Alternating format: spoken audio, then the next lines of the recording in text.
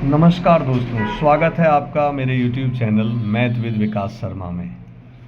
आज हम आपके लिए समाकलन के कुछ मोस्ट इम्पोर्टेंट क्वेश्चन लेकर आए हैं जो बार बार परीक्षा में पूछे जाते हैं। बेटा एक तो है first, P X plus Q upon A X square plus B X plus C के रूप में हो तो फॉर्मूला होता है बेटा अंश बराबर A D over D X हर प्लस बी।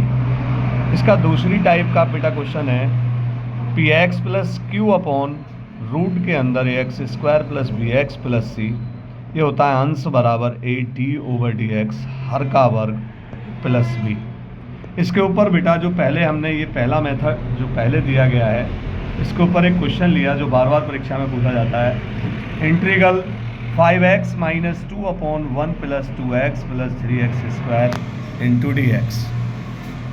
इसको सॉल्यूशन किया हमने बेटा आई बराबर integral 5x minus 2 upon 3x square plus 2x plus 1। बेटा ये P X plus Q upon द्विघात समीकरण के रूप में है तो इसका फॉर्मूला होता है अंश बराबर A D over D X हर प्लस बी। अंश कितना दे रखा है बेटा 5x माइनस 2 बराबर A D over D X हर दे रखा है बेटा 3x square plus 2x plus 1 plus B.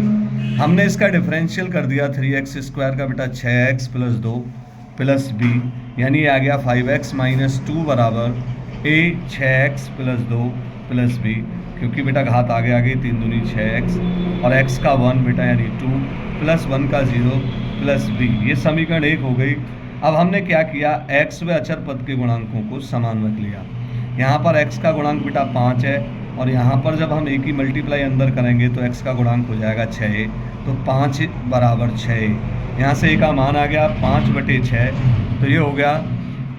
अब बेटा हमने अचर पद ले लिया, यानी अचर पद यहाँ पे कितना है माइनस के 2, ये रहा माइनस 2, और इस a की जब मल्टीप्लाई अंदर करेंगे तो हो जाएगा 2a प्लस बी, यानी अचर पद हो गया 2a प्लस बी बराबर माइनस के 2। और a की वैल्यू रख दी बेटा 2 गुणा 5/6, 2 से काट दिया 3 बार, ये हो गया प्लस बी। यहाँ से b की वैल्यू आ गई बेटा, इसको हम इधर ले गए 5/3 माइनस के चला गया। यहाँ से b का मान आ गया माइनस के 11/3। a व b के मान समीकरण 1 में हमने रख दिए, जो हमारी समीकरण 1 है। 5x माइनस 2 बराबर इस a की जगह a का मान और b की जगह b का मान हमने यहाँ रख दिया, तो ये आ गया 5x माइनस 2 बराबर 5/6, 6x प्लस 2 माइनस 11/3। ये हो गया बेटा। जो हमारा सवाल है वो है integral 5x minus 2 upon 3x square plus 2x plus 1 dx। समाकलन जो बेटा हमारा यहाँ पर ये 5x माइनस 2 है, इसकी वैल्यू बेटा अब ये हो गई, ये हमने यहाँ इसकी जगह यहाँ रख दी, और अपॉन में बेटा द्विघात समीकरण चले गए 3x square plus 2x plus 1। एक बार हमने इसको इसके साथ लिख दिया अपॉन में, और एक बार माइनस के 11/3 के साथ अलग लिख दिया। ये बेटा आप देख रहे हैं एक फॉर्मूला होता है समाकलन के अंदर D over D x f(x)/f(x)। अगर नीचे वाली चीज़ का डिफरेंशियल ऊपर आ रहा हो तो फॉर्मूला होता है log f(x) प्लस सी।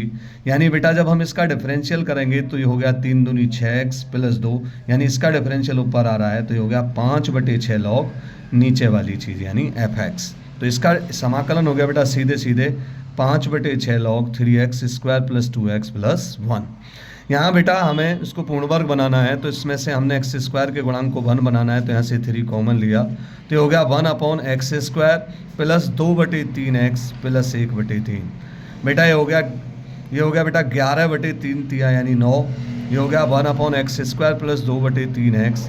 यहाँ बेटा हम इसको पूर्ण वर्ग बनाएंगे तो इस x के गुणांक का आधा करेंगे, यानी 2/3 का आधा होता है बेटा 1/3, और 1/3 का वर्ग होता है बेटा 1/9। हमने 1/9 जोड़ दिया और 1/9 घटा दिया, तो ये बेटा फॉर्मूला बन गया। ये हो गया माइनस, ये तो चल ही रहा है 5/6 log 3x square plus 2x plus 1 minus के 11/9 इंटीग्रल 1 अपॉन, ये यहाँ से लेकर यहाँ तक फॉर्मूला बन गया x प्लस 1/3 का होल स्क्वायर। इसको बेटा 9 एलसीएम लेकर हमने इसमें से माइनस कर दिया, तो ये हो गया 2/9, और 2/9 को बेटा हम लिख सकते हैं √2/3 का वर्ग। ये हो गया 1 अपॉन माइनस के 11/9 यहाँ चल ही रहा है, इंटीग्रल 1 अपॉन x प्लस 1/3 का होल स्क्वायर, प्लस इसको हम बेटा √2/3 का वर्ग लिख सकते हैं, यानी ये हो गया x square plus a square. ये हो गया एक्स 1/x² प्लस ए स्क्वायर, ये यहाँ चल ही रहा है। ये हो गया -11/9। बेटा फॉर्मूला होता है 1/x² प्लस ए स्क्वायर का 1/a tan इनवर्स x/a, यानी बेटा ये x है और ये a है, तो ये हो गया 1/x² प्लस ए स्क्वायर 11, यानी बेटा यहाँ हो गया 1/a का मान यहाँ पर कितना है √2/3। जब √2/3 बटे वाले 3 को हम ऊपर ले जाएंगे और ये 3 इस 9 से कट जाएगा 3 बार। यहाँ हो गया बेटा tan इनवर्स x है बेटा यहाँ 1 + 1/3 बटे a है यहाँ √2/3। ये बेटा कट गया, ये हो गया 11/3 √2 tan इनवर्स। ये हो गया एलसीएम ले लिया बेटा 3x + 1 और एलसीएम से 3 कट गया, यहाँ आ गया 3x + 1/√2। यही हमारा आंसर हो गया।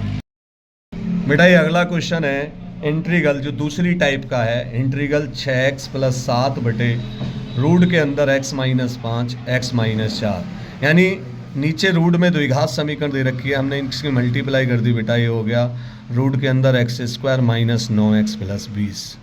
इसके लिए फॉर्मूला होता है बेटा अंश बराबर a/dx हर का वर्ग प्लस b, हर का वर्ग मतलब जो रूट में है वो चीज़ हमने यहाँ लिख ली, यहाँ पर है x² - 9x + 20। बेटा इसका डिफरेंशियल कर दिया, x² का 2x, 9x का 9 माइनस और 20 का हो गया 0, यानी ये आ गया 6x + 7 बराबर a2x - 9 + b। इसको हमने समीकरण 1 कह दिया। अब ये कह रहा है x व अचर पदों के गुणांक समान रखने पर जो x का गुणांक है यहाँ पे बेटा कितना है 6, और यहाँ पर जब हम मल्टीप्लाई करेंगे तो x का गुणांक हो जाएगा बेटा 2a, तो ये हो गया 2a = 6, यानी a = 6/2। 2 से कट गया बेटा कितनी बार 3 बार, तो ये आ गया a = 3। ऐसे ही अब अचर पद कितना है बेटा यहाँ पर 7, और अचर पद यहाँ पर हो जाएगा बेटा -9a प्लस के b, यानी a का जो ये मान आया हमने यहाँ रख दिया 3, तो ये हो गया 9 × 3 यानी -27 प्लस b। अब ये 27 को हम इधर ले जाएंगे तो प्लस के 27 हो जाएगा, यानी b की वैल्यू आ गई बेटा 34। a और b के जो मान आए हैं, ये b का मान है, ये a का मान है, ये उठाकर हमने समीकरण 1 में रख दिए हैं यहाँ। तो 6x + 7 3 ब्रैकेट में 2x - 9 + 34, यानी a की जगह हमने a की वैल्यू रख दी और b की जगह हमने बेटा b की वैल्यू रख दी। अब जब हम ये हमारा जो सवाल है वो है I बराबर इंटीग्रल, ये है 6x + 7 बटे रूट में इतना x² - 9x + 20। बेटा ये 6x + 7 को हम यहाँ से लिख चुके हैं, इसकी जगह जो हम लिख सकते हैं इसको इतना 3 2x - 9 + 34 बटे रूट में x² - 9x + 20। बेटा एक बार 3 2x - 9 के साथ अलग लिख लिया और एक बार 34 के साथ अलग लिख लिया, और दोनों का समाकलन हमने अलग अलग ले लिया। लेट हमने इस x² - 9x + 20 को t मान लिया बेटा।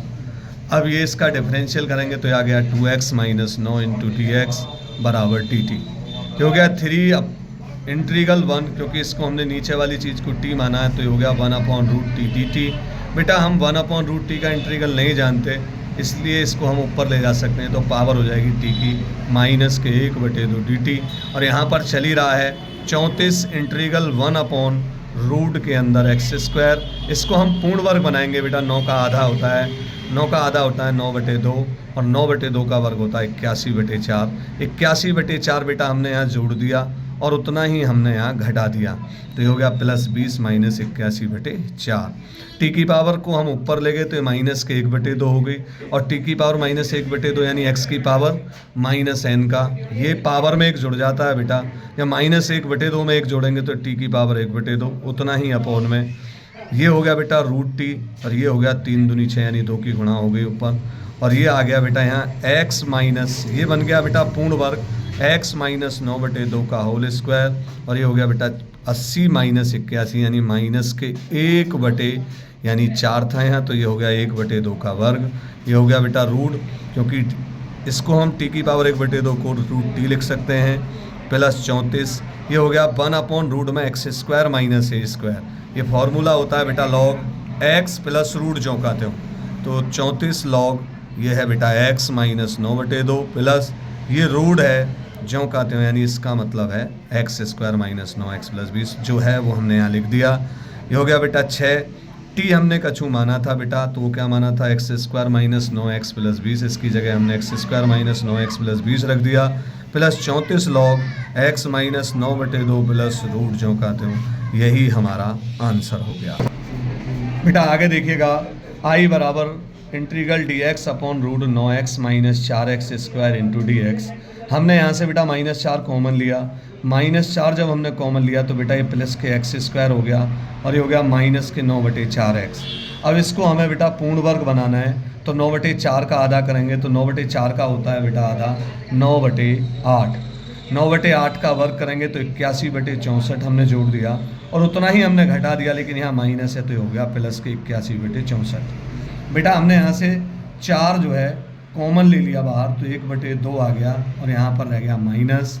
बेटा ये प्लस के 81/64 है, इसलिए हम इसको लिख सकते हैं 9/8 का वर्ग माइनस x माइनस 9/8 का वर्ग। ये हो गया बेटा 1/2, 1/रूट के अंदर a square minus x square. बेटा 1/a² माइनस एक्स स्क्वायर होता है साइन इनवर्स x/a। ये हो गया x माइनस 9/8/9/8। ये आ गया 1/2। 8 एल्शियम लिया, यहाँ 8 की गुणा होगी, 8x माइनस 9/9। ये आ गया 1/2 साइन इनवर्स। 8 से 8 कैंसिल हो गया तो ये आ गया 8x माइनस 9/9।